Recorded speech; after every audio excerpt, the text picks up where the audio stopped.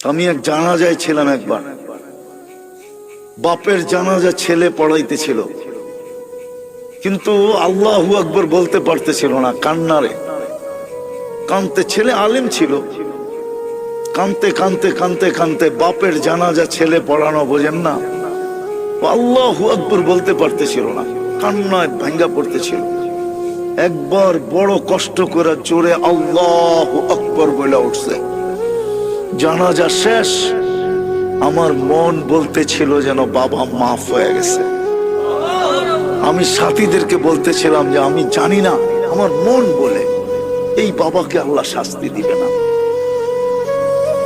ছেলে আলেম, কলিজার টুকরা নিয়ে গেছে, ঠিক না? বাপ কি কলিজার টুকরা না? মাথার তাজ না? চোখের মণি না? আজকে সমাজে নাও হইতে পারে, কিন্তু একদিন তো বাপ এটাই ছিল, ঠিক না?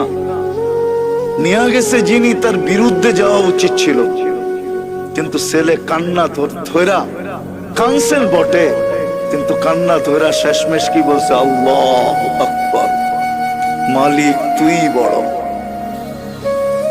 এই যে বড়ত্বের স্বীকার উক্তি দিছে, আমার মনে হয় এই স্বীকার উক্তিতেই বাপের মাফ হয়ে গেছে। এই জন্য দুটা কাজ আমাদের করণীয়, যেখানেই থাকি না কেন, জীবনটাকে পড়েন। গোড়া গেলে পরিচয় পাবো, পরিচিতি পাবো, ইজ্জত পাবো, সম্মান পাবো, স্থান পাবো, জায়গা পাবো। এখন আর টানার সময় নেই, নাহলে আমি আপনাদেরকে টাইনা একটা হাদিস দেখাইতাম, বড় লম্বা হাদিস, সেলুট মিলবে, সেলুট। জীবনটা গড়েন না। দুনিয়ার পটুকল আর কি পটুকল, দুনিয়ার স্বাগত আর কতটুকু স্বাগত, দুনিয়ার সংবর্ধনা আর কতটুকু সংবর্ধনা। কোরআন তো বলে তাতানাজ্জালু আলাইহিমুল মালাইকা, ফেরেশতা আপনাকে গার্ড অফ অনার দিয়া নিতে আসবে। ফেরেশতা আকাশ থেকে আসবে গার্ড অফ অনার দিয়া নেওয়ার জন্য।